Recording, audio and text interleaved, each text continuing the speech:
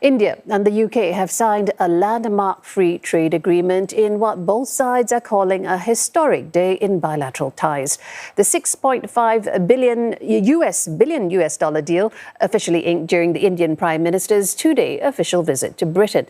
Now, the pact was sealed after more than 3 years of negotiation, with both sides rushing to get it done in the wake of US President Donald Trump's tariff policies. Now, the British Prime Minister Keir Starmer hailing the deal as a powerful message showing that the UK is open for business. We both know this is the biggest and most economically significant trade deal that the UK has made since leaving the EU. And I think I can say that it's one of the most comprehensive deals that India has ever done. Now, it also marks India's first major free trade pact outside Asia.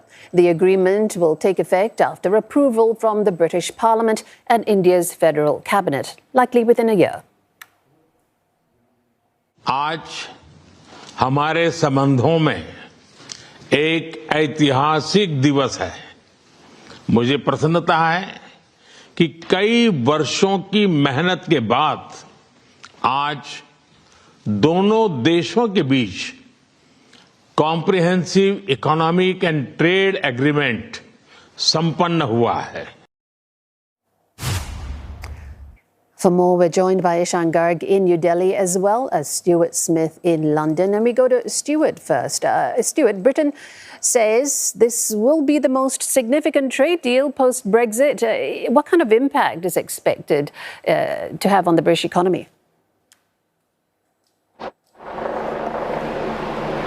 It's pretty significant. In fact, if we look at the gains as a percentage of GDP, then this trade deal, if fully realised by the government, as it hopes it will be, would represent 0.2% of GDP. And when you consider that the UK GDP growth is currently 0.7%, that is a decent chunk for one trade deal. Bear in mind as well that there are already agreements between India and the UK with regard to tariffs, so this isn't going from complete normal tariffs to nothing. These are gains built upon in terms of deals that are already being done, and they are significant. 99% zero tariff rates on Indian products that come here, and a reduction to in 90% of tariffs on British goods that go to India. Now, Keir Starmer, the UK Prime Minister, says that that will boost wages, raise living standards, and it'll be good for jobs and good for business. And indeed, the business community here in Britain has been incredibly pleased with how this has gone. Largely across almost all sectors, this is being seen as a good thing. Now, the projections going into the future are likely to see even more gains. In fact, Prime Minister Narendra Modi implied this when he said that this would pave a very strong path for future agreements. And indeed, the free trade deal comes with a new collaboration on defence, for example, which will help British defence exporters, and collaboration on other issues as well, like education, with 6 universities to be set up in India. So extras along with it. But there are the usual big caveats. It's notoriously difficult for businesses to make the most of free trade deals. Extra paperwork is involved to make sure they meet the requirements, which requires lawyers and experts, and especially small and medium businesses, they sometimes struggle to make the most of it. But if the gains are realised, as the British government hopes, then this is really a significant trade deal. From London to New Delhi and Asia Ishan Garg. Ishan, is India equally optimistic about what it stands to get?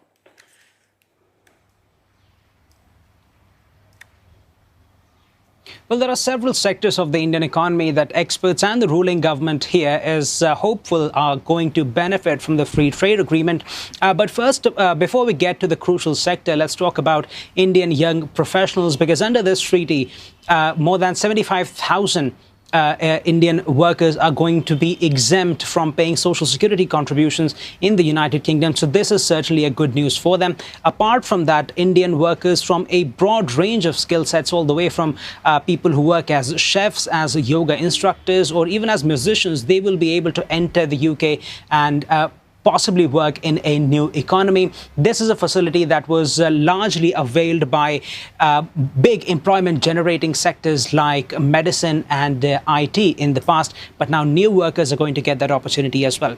Now, the big sectors that are going to benefit from this trade deal are going to be agriculture and dairy. India's big push has been to increase farmers' income, and now under this new treaty, India's farm produce as well as processed food items are going to face zero tariffs in the United Kingdom, and that's a big win, the ruling party says, for India's farmers as well. Along the same lines, India's very labor-intensive sectors like leather as well as garment makers, they're also going to face zero tariffs while entering the British market. So that's a huge boost for them. And to put in contrast, agriculture and dairy, these are two sectors that India and the US have been haggling over, while India also negotiates a trade deal agreement with the United States, which gives you a sense of how crucial this treaty is going to be for the people who work in those sectors. After all, roughly half of India's workforce is employed in the agricultural sector, so this is certainly a big news for them. And finally, it's a big news also for Indian consumers, especially those who are very fond of British luxury cars like the Range Rovers and also of the British Scotch whisky, both of which are likely to are going to get a lot cheaper in India now. All right. Ishan Garg in New Delhi, Stuart Smith in London. Thank you both very much.